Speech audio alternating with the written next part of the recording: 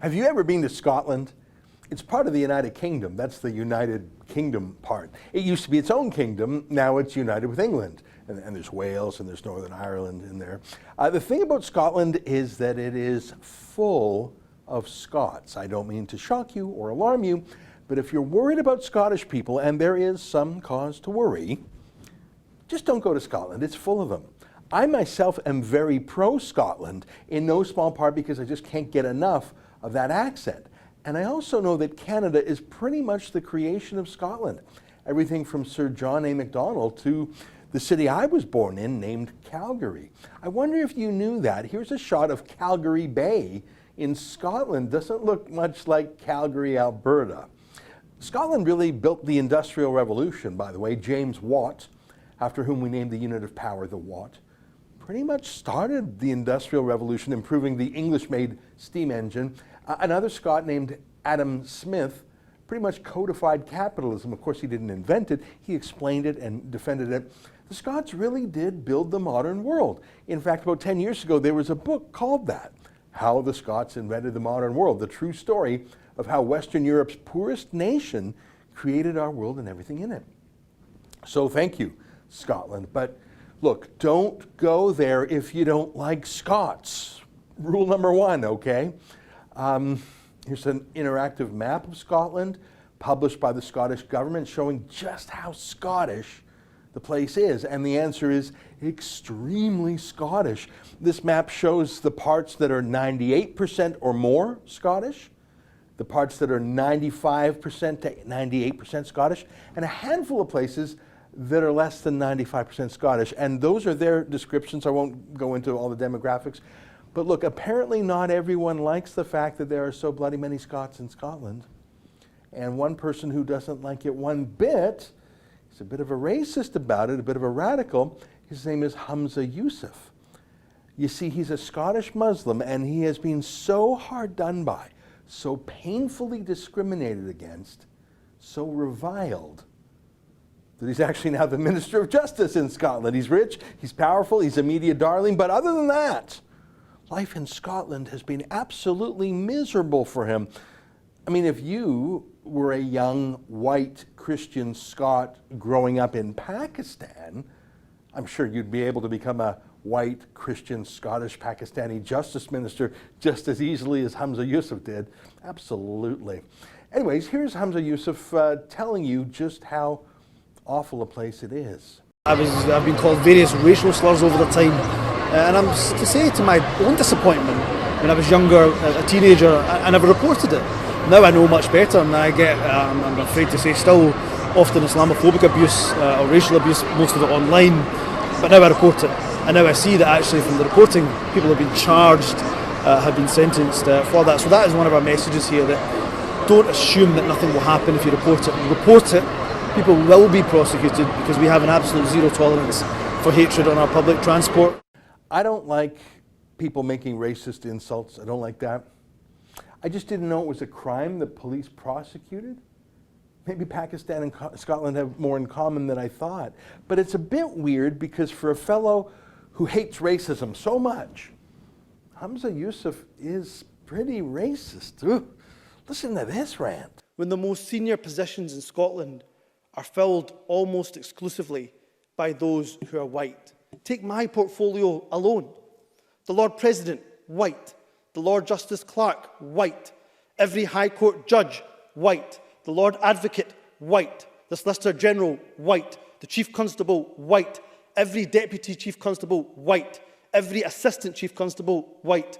The Head of the Law Society, white. The Head of the Faculty of Advocates, white. Every Prison Governor, white. And not just Justice. The Chief Medical Officer, white. The Chief Nursing Officer, white. The Chief Veterinary Officer, white. The Chief Social Work Advisor, white. Almost every trade union in this country headed by people who are white. In the Scottish Government, every Director General is white. Every chair of every public body is white. All right, okay, thanks, we get it. You judge people based on their skin color. That's called racism. And you really, really, really don't like white people. All right, message received. You just don't usually hear it said that plainly. Now, it's true, Scotland is chock full of Scots. It's just like Pakistan is full of Pakistanis. Not sure how it would go over, shoe on the other foot, if you stood up in the Pakistani parliament, if there is such a place, and denounced Pakistan for having just so many Pakistanis. Anyway, so we have a son of privilege, a powerful, successful man who just hates the chief characteristic of Scotland. It's so bloody Scottish. Okay, got it, good to know. A bigot as a justice minister. How's that going to work? Well, it will go very poorly. Let me show you what I think is the worst censorship law I have ever read, although because I only speak English, I haven't read Pakistan's censorship laws, so they might be worse. Maybe Humza Yousaf can tell us. But look at this. It's his bill. He proudly introduced it this spring. His name is on it. He took advantage of the pandemic to grab even more power for himself. The law is called Hate Crime and Public Order Scotland Bill. The long title of the bill is even more dramatic. An act of the Scottish Parliament to make provision about the aggravation of offences by prejudice, to make provision about offences relating to stirring up hatred against a group of persons, to abolish the common law offence of blasphemy and for connected purposes. Oh, all right. Sure is a long bill. There are a lot of rules in it. The first part of the law makes it an extra crime to commit an existing crime if you have ill will in your heart. So it's a thought crime, piggybacking on a real crime. If you punch someone in the face, if you stab someone, that's obviously a real crime. Humza Yousaf's new crime is whatever you're feeling or thinking or saying while you do it. So if Humza Yousaf were to, I don't know, say punch you in the face, that would obviously be assault. But if he were to give that anti-white speech and then punch you in the face, that would be an additional crime. That would be an aggravating factor. Let me read the law. An offense is aggravated by prejudice if, whether or not there is a specific victim of the offense is motivated wholly or partly by malice and ill will towards a group of persons based on the group being defined by reference to a characteristic mentioned in subsection 2. And here's the list of characteristics they have. They are age, disability, race, color, nationality, including citizenship, or ethnic or national origins. So his racist anti-white speech would be covered. D, religion, or in the case of a social or cultural group, perceived religious affiliation. E, sexual orientation. F, transgender identity. G, variations in sex characteristics. Who knows what that means? Just to be clear, if you hate someone for other reasons, though, it doesn't count as a hate crime. I'll read the section that says so. It is immaterial whether or not the offender's malice and ill will is also based to any extent on any other factor. Oh, and just one more thing. Take a look at this. Evidence from a single source is sufficient to prove that an offense is aggravated by prejudice. So if you made a tweet about how racist and hateful Scots are, like Humza Yousaf did, and then a month later you punch a Scot in the face, that's a hate crime. Even if you didn't say or do anything racist when you punched them, let's say you were drunk at a bar. But if you had a tweet from like a month before, tough luck, mate, you're a hate criminal now. I'm using Humza Yousaf as the example here because he's such a weird and brazen and unrepentant bigot. But of course, in real life, he would never be charged with these hate crimes. Of course not. Just like here in Canada, we have human rights commissions, but there has never been a single case of a Muslim extremist, not even a full-fledged terrorist, who has ever been charged under Canada's hate speech provisions. Never even a hate preacher at a hate mosque. Not even the murderer, Omar Khadr, who specifically killed his victim, Sergeant Christopher Spear, for political and religious reasons. So these hate speech, hate crime laws, they're only for use against, Scots and people who look like them.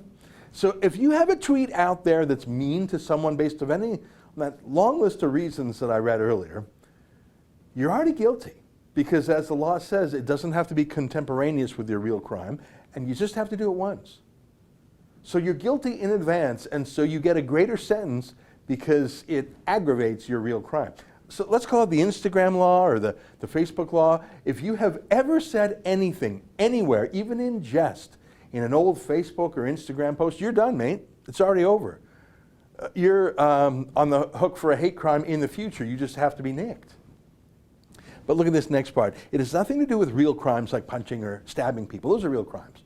This next part invents a new crime, the crime of hurt feelings, or as they call it, offenses of stirring up hatred. Now, hatred is a human emotion. Love and hate, contempt or respect, these are natural feelings. If you don't feel some of them at any particular time in your life, you don't have a normal personality. They're not actions, by the way. We can't really control what feelings we feel. If we could, we would just pass the Love Each Other Act and everything would be fine. We can't control what feelings we feel, but we can control what we do about our feelings. So it's okay to hate something or love something. It's what you do about it that counts. You can be a Minister of Justice of Scotland who hates white people. You can't really turn that into a crime because it's not a crime, but this law makes hateful feelings a crime. Feelings. Here, look. Offenses of stirring up hatred. A person commits an offense if the person behaves in a threatening, abusive, or insulting manner, or communicates threatening, abusive, and insulting material to another person, and either in doing so the person intends to stir up hatred against a group of persons based on the group being defined by reference to race, color, nationality, including citizenship or ethnic or national origins, or as a result, it is likely that hatred will be stirred up against such a group. Now, threats are already covered in the law, right? If they're threats of crimes, like uttering a death threat, that's already a crime. That's already covered. But how about that extra part there, insults? That was specially added. Insults are now a crime. As if, you know, example, if you denounce Scots for being too white, that's insulting. But I guess that's illegal now, if it stirs up hatred. What does that mean? Have you ever watched that movie, Schindler's List, about the Holocaust? You can't really watch that movie without hating Germans just a little bit. I'm sorry, it's a feeling. I just watched Tom Hanks' new drama, Greyhound. Same thing, just a tiny bit, just for a moment. I know it was a brutal war, and it was just the Nazis, not all Germans, but I know that. That's my brain talking, but this law governs feelings. And there's this moment in that movie, Greyhound, where the U-boat commander mocks the Americans and says he's going to kill them, and you get a flicker of anger. That's an emotion. You'd have to have a heart of stone not to feel that way just for a second. It's an emotional response. It's stirred up hatred. Those movies are crimes now. You didn't act on it. It's a work of fiction about a war 80 years ago. I obviously have no hatred for Germans, but for that flicker of a moment, that movie stirred up hatred just for a moment. And look at the wording of the law. It only has to cover things that are, it only has to be likely that hatred will be stirred up against such a group. So it doesn't even have to be certain that feelings would be stirred up. It just might happen, maybe, maybe not. You can't even defend against that. And by the way, justifiable hatred, like in a war against an enemy, that's not defensible in this law. You can't even say, Your Honor, this is a really weird law, a law against creating feelings. But the good news is nobody had illegal feelings here because the law doesn't require that. The law just says that that hate criminals only have to maybe cause the feeling, likely to cause the feeling. So just because you didn't actually stir up any hard feelings, as if creating emotions is a crime in itself, just because you didn't actually do it doesn't mean you're not guilty, because it could have happened.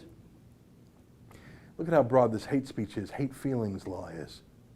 The ways in which a person may communicate material to another person are by A, displaying, publishing, or distributing the material, B, giving, sending, showing, or playing the material to another person, C, making the material available to another person in any other way. So I think that covers everything. Hey, take a look at this crazy video I found on YouTube. Guilty, you're guilty. You showed something, you made it available to someone. You're guilty of a hate crime. And what's the sentence for this feelings crime? So you commit a feelings crime, this likely to make someone have feelings crime. Look at this.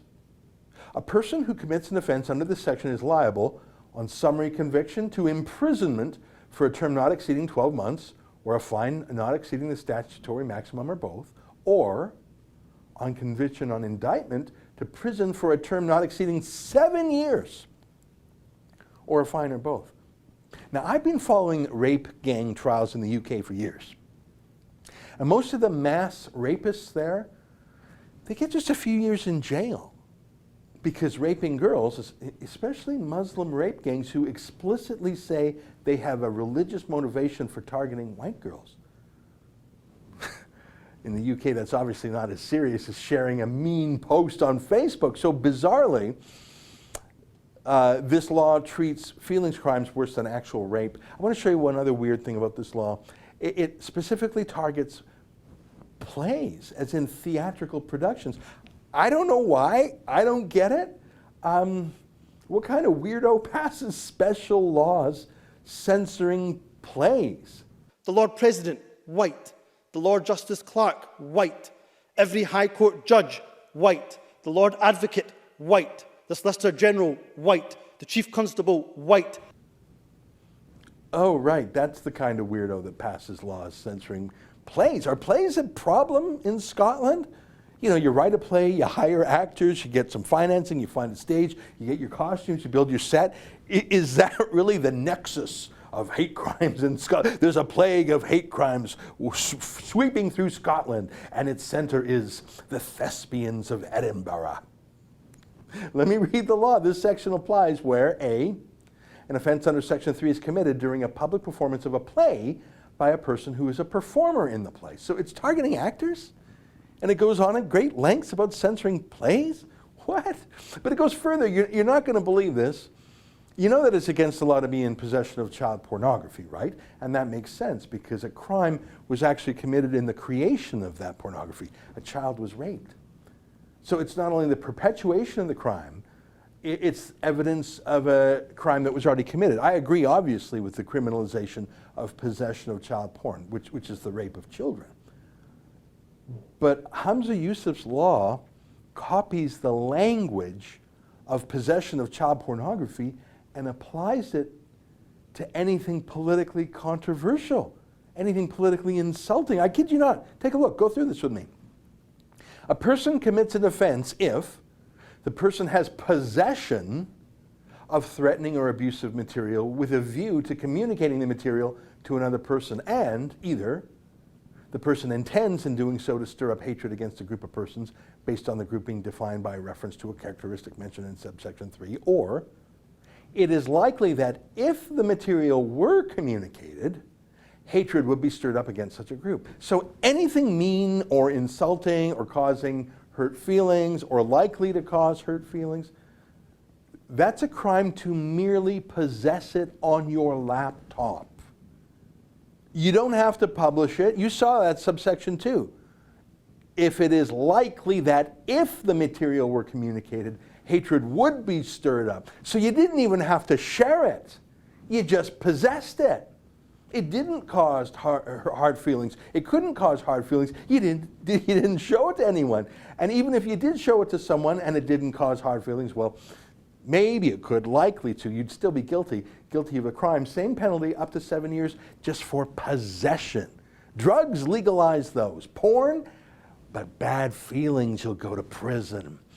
I'm only halfway through this law. I can't even believe it. Can you tell that Humza Yousaf, can you tell that he sort of hates Scotland? Why would you destroy one of the freest, most, free places in the world with a law like this, a totalitarian law that makes every citizen guilty in advance? If you've ever said anything anywhere, mean or even in jest, you're already a hate criminal. You just have to be charged now. You would only write such a law if you hated Scotland. In the Scottish Government, every Director General is white. Every chair of every public body is white. I think we found the source of the hateful feelings. Look, I'm not going to quote the whole law. It keeps going. Here's a quick definition of protected things you can't criticize. Pretty much everything. A disability is a physical or mental impairment of any kind. So if you were to call Humza Yousaf an idiot, a fool, don't do that, mate. That's making fun of his mental state. That's a hate crime. And don't even think of criticizing Islamic extremism. Not if Humza Yousaf gets his way. A group defined by reference to religion is a group of persons defined by reference to religious belief or lack of religious belief, membership of or adherence to a church or religious organization, support for the culture or traditions of a church or religious organization, participation in activities associated with such a culture or such traditions. So you can't criticize, for example, misogyny, female genital mutilation, forcing women to wear a burqa, beating women who are disobedient. If those things are associated with a certain culture, you can't criticize them or you're a hate criminal. Gee, I wonder if that's really what Humza Yousaf was up to here. It goes on, including a provision that this Scottish law could be used against companies operating in other countries outside of Humza Yousaf's jurisdiction. It gives him the right to prosecute non-Scottish internet providers. He really does think he's king of the world. So Humza Yousaf, who hates Scotland because it's so Scottish, wants to censor every possible thought, expression, tweet, Instagram post, anything. Imagine in the year 2020, specifically writing that you want to censor plays and actors. In the UK, I mean in Pakistan, of course, they do that there, but I'm talking about in the United Kingdom. I'm talking about in Scotland. This law will destroy all intellectual freedom. All jokes. It'll destroy the most Scottish parts of Scotland. But it'll do something else that I'm pretty sure Humza Yousaf is pretty psyched about. It'll destroy the Scottish police who are being tasked with implementing this un-Scottish, un-British law. Don't take it from me. Here's the Scottish Police Federation. New hate crime bill could devastate police relationship with the Scottish public. Proposed hate crime legislation could lead to police officers determining free speech and thereby devastate the legitimacy of the police service. Now, I could stop there because that really says it all, doesn't it? The reason police work is because the citizens support the police, because the citizens believe in the police and believe they are just, because the police protect everybody and they protect our rights and freedoms. Policing plays and Facebook pages, that's Pakistan-style stuff, not Scottish style. That's why the people in Pakistan hate their police, hate their government. Is that the plan for Scotland? I'll read a little bit more. It's in point form from the Police Federation. Elements of the legislation will see a significant increase in police workload and demand, with a corresponding demand placed on the COPFS and courts. The Scottish Police Federation does not support the intended provision to grant powers of search by force, if necessary, to members of police staff. The bill seeks to criminalize the mere likelihood of stirring up hatred by creating an offense of threatening, abusive, or insulting behavior, such offense to include both speech and conduct. This complicates the law and is, in our opinion, too vague to be implemented. The bill, in the Police Federation's view, also sits uncomfortably with Articles 6 and 7 of the Convention concerning the right to a fair trial. This Scottish Police Federation considers that the timing of the publication of the bill and associated consultation period in the midst of a global pandemic is unfortunate at best. And then it goes on with concerns about the costs and the workloads. This bill will destroy Scotland's fundamental freedoms, and along the way, it will destroy the police. Gotta hand it to him, it's pretty clever. It's pretty clever. It's almost as if the man who wrote it, you know, hates Scotland. That's an excerpt from my daily show, the Ezra Levant Show. Every day I do a monologue on the news of the day, then I interview an interesting guest, and then I read my hate mail. You gotta subscribe. Go to RebelNews.com.